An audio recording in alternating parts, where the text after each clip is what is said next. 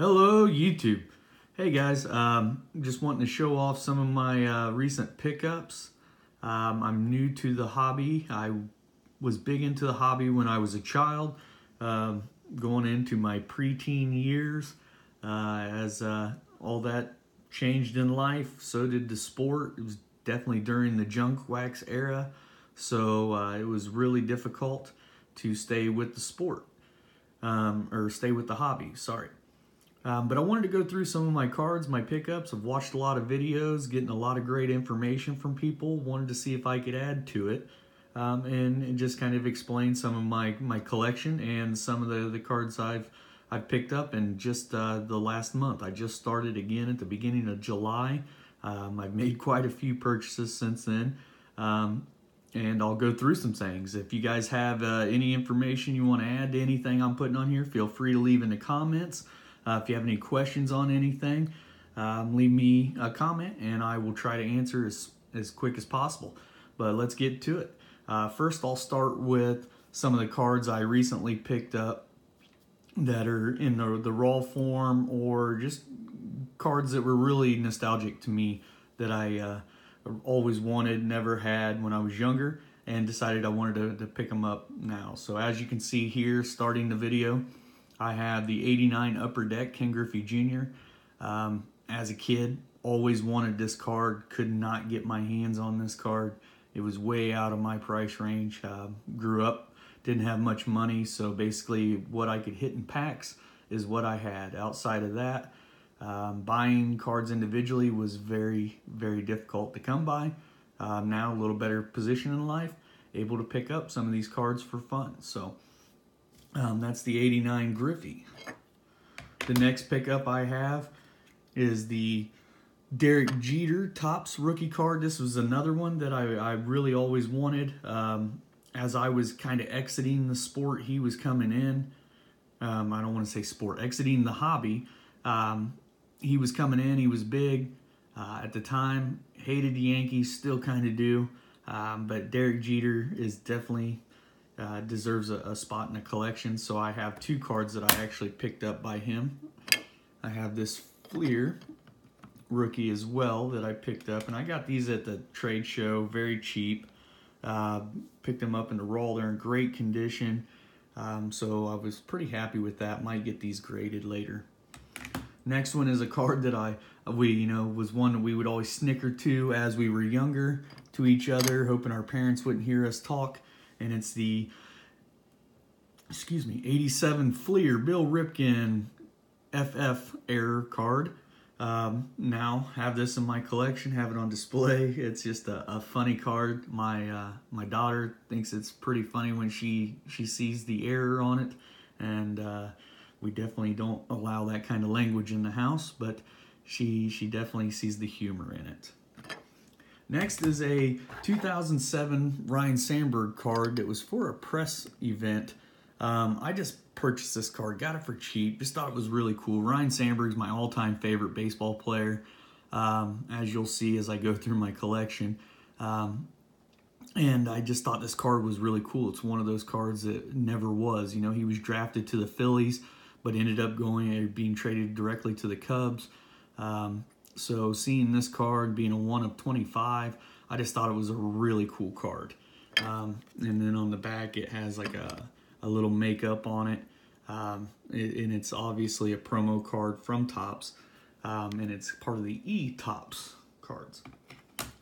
So the next few cards we'll go through are a couple nostalgic cards I wanted as a child that I got for really good pricing, so I couldn't really pass on it. And then we'll get into some of the better collection. Next is this 1990 Score Bo Jackson. This was an iconic card when I was younger. At the time this came out, I was about 7 years old. Bo Jackson, I thought was awesome. You know, he was a two-sport guy, amazing football player, amazing baseball player, great power, great speed. Was a guy I really looked up to. So when I saw this card and for the price I was able to get it at, I really had to pick it up. Next is the 85 Fleer Roger Clemens rookie card. I would like to have this in a higher grade at some point in my collection. I picked this up at the show for $5, so graded in an 8. In the slab, it looks great. Always thought this was a really cool card. Couldn't afford it when I was younger, so for $5, easy decision. Next is an 83 Topps Ryne Sandberg rookie card. It's a mint 9 off center. Again, this was another one. I have a hard time walking by a Ryne Sandberg rookie card, and if the price is low, and I buy it. My collection, you know, I joke with my wife that one of these days, if I keep buying all the Sandberg rookies I walk by, I'll own most of the population, and maybe it'll drive the value up of the ones I do have. But all jokes aside, I just have a hard time saying no to a Sandberg, especially if the price is right. I think I got this card for about $15, which is probably more than I should have paid, but being slabbed, I just think it's really cool. Next is a 1976 Topps Dennis Eckersley in an excellent mint 6.5. This is one, you know, I wanted to pick up. He's a Hall of Famer, great guy, great pitcher. Was a fan of watching Eckersley when I was younger, when he was on the Cubs team. This one, I planned to pick it up in a higher grade at some point. This one, the price was too good. It was in an auction on eBay. There was one other bidder besides me, so the price was just really low. It was too good to pass up on for me at the time. Same story with this card, the 1966 Topps Ernie Banks. This was another one that was in an auction, and it came down. I came across it. There was only a couple minutes left. No one had even bid on it, so I got this card super cheap. It's very good, excellent 4. I plan to upgrade it, but for the card, it looks great. Off center, top to bottom, left to right is probably 60-40. But the corners look great on it. It's a good looking card for the price I paid. Here is another one. I just wanted to purchase this card. I probably overpaid for this card, but I've never had a Mickey Mantle, a real Mickey Mantle in my collection. So this was one that I definitely had to pick up. It's a PSA 2. It's in pretty rough shape. But overall presentation, it's a Mickey Mantle. So when it's in my display cabinet and people see it, even the people that don't collect cards that come over to visit, they see this card and they definitely start conversation with, wow, you own a Mickey Mantle. So to me, that's a big deal. To some people, maybe not so much. I've always been a huge fan of sluggers. So this guy, having the 61 and 61, the 1958 Topps Roger Maris rookie card in an excellent 5. I plan to upgrade this card in the future, but overall, for the price I paid for this card, I couldn't be happier. It does have a ding corner. It is, you know, out of center. This card is very difficult to find centered. All 58 Topps cards are very difficult to find centered, but this one, for the price I paid, I was very happy, and I own a Roger Maris rookie card. So for me, it's a win. Next I have is the 58 Topps Yogi Berra in an excellent 5. This one is basically a pickup because I love the 58 cards. 54 through 58 are my favorite years. Baseball cards, I think that they're the coolest with the backgrounds, the way the photography was done, the names were done. It's really just really neat to me. When I was a kid growing up reading the Beckett magazine, you'd see pictures of these cards. Never thought I'd be able to own them. So picking this card up, got it for a good price. Very happy about it. I think it's a beautiful card. Actually, I believe it's, in my opinion, a little underrated. Next is the 55 Topps Ernie Banks in an excellent 5. This card I got for a pretty solid price. I mean, I paid definitely retail price for this card, but like I said earlier, I'm a huge Cubs fan. Ernie Bank is Mr. Cubs, so definitely a fan. Definitely love this card. On the hunt right now for the 54 Ernie Banks rookie card. Not going to be buying in some of the grades I see a lot of these guys have in the videos. I'm not at that price point, but I'm looking probably in the PSA 4 range if I can find one for the right price. Next, I have this card, which I thought was really cool. This is actually the first time I ever saw this card was at a show a few weeks ago here in Indiana. And I got this card, 59 Topps, Cubs Clubbers with long banks and more in an excellent 5. This card to me is just a really cool card. It looks really cool in the display cabinet. It's definitely off center a little bit, but again, in the 50s, it's difficult to find centering and not pay more than my bank account can bear. So this is what I got and what I'm going with. Next is a 1955 Topps Spook Jacobs and a very good, excellent 4.5. Again, like I said, I just collect, the 50s range cards. This card's a lower grade, but it's in really pretty good condition. It has, some corner wear, off center, but altogether, for the price I paid for this card, it was just really cool. And, with the name on the card, Spook Jacobs, with the nickname, you just don't hear stuff like that anymore, whether it's PC or not PC. But I just thought it was a really cool card for the time period. And then this card, I actually came across this Hank Sauer 1954 Topps while looking for an Ernie Banks rookie card on eBay. It is a authentic autograph of Hank Sauer. Hank Sauer is one of 2 guys to hit 3 home runs off the same pitcher in the same season, in the same game. So that's pretty cool. He was definitely a pretty good power hitter, and it was a really cool card with an autograph, so I'm okay with that.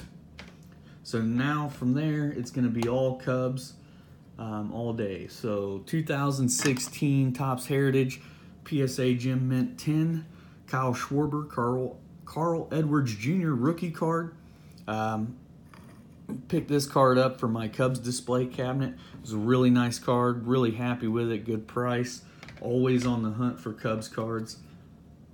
Next is this 2016 Topps Chrome Gem Mint 10, Kyle Schwarber rookie card. Again, just going through the Cubs. 2015 Finest Javier Baez Gem Mint 10. I thought this card was really cool, beautiful card. Actually picked it up on eBay after seeing it in a show. Walked by, guy had one on display. Thought, hey, I'll come back and grab that later. Came back, it was gone. So later that evening, I got on eBay, went to the hunt, and came across it and got it for a pretty good price. So happy there. Then this one is a pretty familiar card for most. 2015 Topps Kris Bryant Close-Up Gem Mint 10 rookie.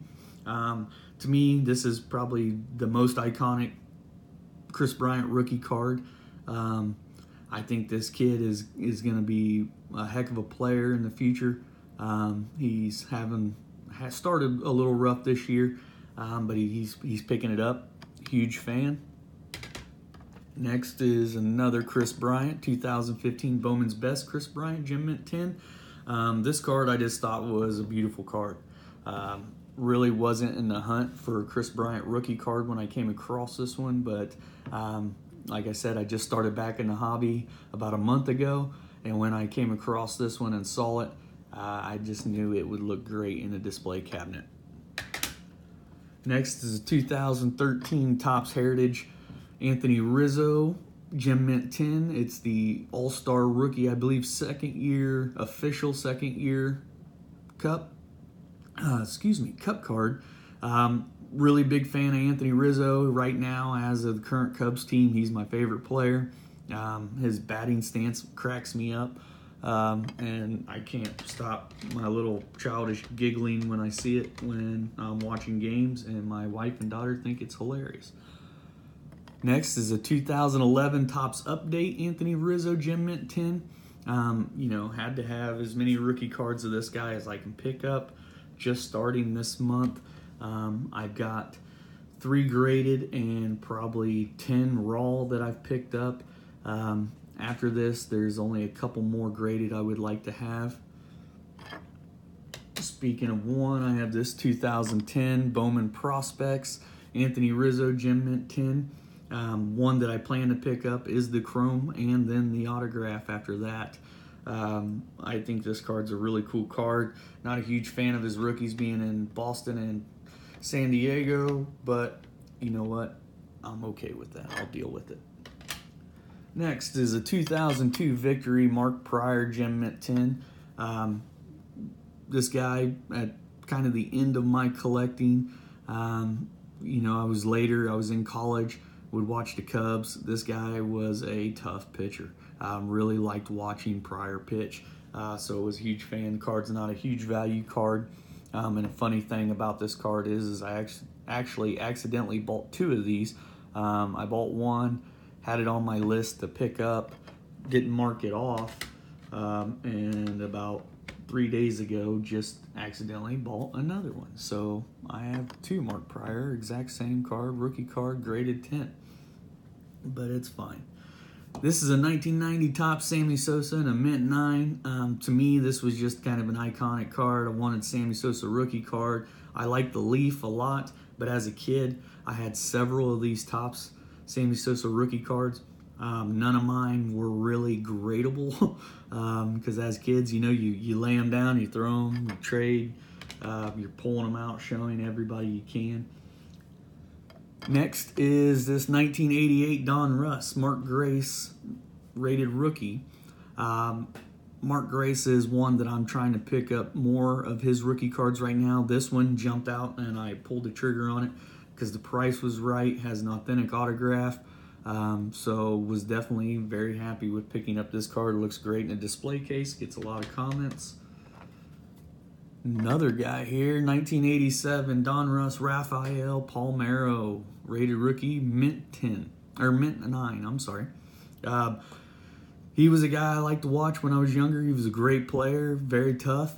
Got some controversy there, so don't know if he'll ever be put in the Hall of Fame. But next is a 1987 Donruss Greg Maddux, mint 9. Would love to have all these cards in 10s at some point, but just starting out and the volume I was buying at, I went for quantity over quality. I still went the highest grade I could go without getting crazy, but the 10s will probably come later into the collection, but for now, for my display cabinet, the lower grades are fine.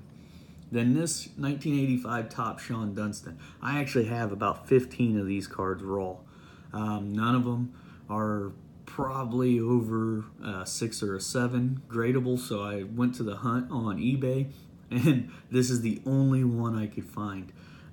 So I had to go to a little bidding war with another guy on this. Ended up winning it. Didn't pay too much for it, so I'm okay with that. But plan on getting a 10 at some point, but I think I'm gonna have to do the raw and get graded. Next is the 83 Topps Ryan Sandberg in a mint 9. This card is, like I said earlier, I've got so many of these cards, it's getting ridiculous. None of them are 10 quality. The 10 is very expensive to me, in that above $400 range. So eventually I will acquire that. I just don't know when. After that, I have the 83 Donruss in a mint 9. This one, and again, is one that I wanted in a 10. I could not find in a 10 on eBay or other sites searching. So I pulled the trigger on the 9. Eventually, I will upgrade this one to the 10 if I can ever find it. Next, after that, is the 83 Fleer Ryan Sandberg rookie. This one's in a gem mint 10. I actually was able to get this in an auction on a bid. There was actually a few of these online. I thought they were a bit overpriced. I think I got this one for $70, so that was more what I expected to pay for this card. But I did have to ride out a bid war for it. After that, I had the 1982 Topps Lee Smith near mint 8.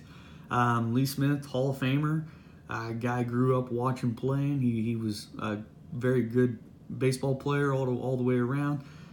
This card kind of cracks me up just because they could not choose a better picture of this guy. with the starry night gaze he has going here. But anyways, I thought it was a really cool card. Next, 1977 Topps Hall of Famer rookie Andre Dawson in a near mint 8.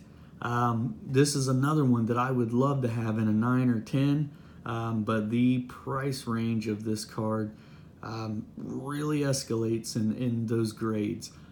So I don't know when I will have that, but it will eventually make my collection. This one, the biggest dislike I have about it is the centering, and that seems to be the hardest thing to find about this card, as I can find cards in beautiful shape all day long, but the centering is terrible on this card for some reason.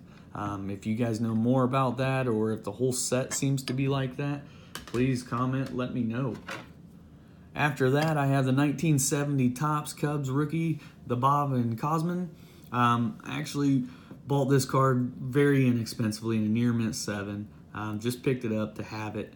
Eventually, I probably will upgrade it, but out of all my cards in my cabinets that people look at, this one probably gets the most comments.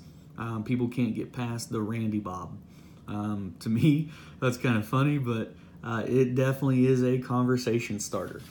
So guys, we're over 20 minutes. I just wanted to go through some of my cards. I will upload another video here soon. I'm heading to a card show tomorrow, hopefully to pick up the 62 Lou Brock and also the 66 Fergie Jenkins, and a 58 Mantle, and would love to find that 54 Ernie Banks in a good, reasonable price.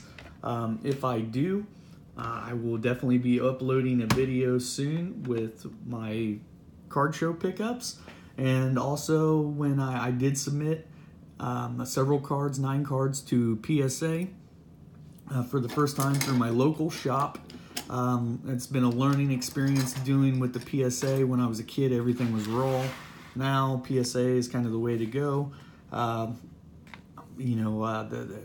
pricing of the PSA is blowing my mind. So right now I've only got 9 cards submitted. I have a 68 Willie Mays Topps. I picked this card up. It was really good shape, but the centering was terrible on that card. So I predicted that it would be around a 4, a PSA 4. I have a 59 Warren Spahn that I had sent in, Topps, that I predicted would get a 4. A 59 Roger Maris that I sent in, and that all these cards were in great shape, just the centering was terrible, so I think the centering is going to kill the grade. The Roger Maris I think will get a 4. I picked up a 1949 Pee Wee Reese in really good shape, but when I got it home and pulled it out of the sleeve, I noticed it did have a wrinkle in the right corner, so I'm going to predict that that gets a 3. I sent in a 1954 Jackie Robinson that I predict will get a 3. The card was in great shape, won it in an auction, had $100 tied up into it. I believe it will bring at least a 3. And then I picked up 2 1982 Cal Ripken Jr. rookie cards. Both of them were in really good shape, very good centering, just small printing marks on them on the back of one, and then one also had like a small dot in the writing of Cal Ripken's name. So I'm predicting hopefully a 9 and an 8 on those, but would not be surprised if I get a 7 and 8 on those.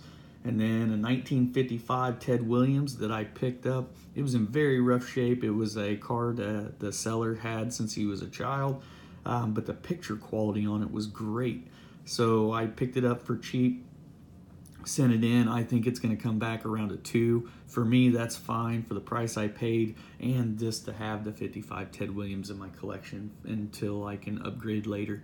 But hey guys, let me know what you think. If you like the video, subscribe, like the video, and leave me some comments of what you would like me to change, do better. Please don't be too harsh. First time making one of these videos and trying to move on, so and get more into the hobby. And if you guys have any ideas on better places to search for cards besides eBay, feel free to leave in the comments, and I will definitely dig into it. Again, thank you guys. Have a great weekend. Hope to be doing another video next week and going through my new finds. See ya.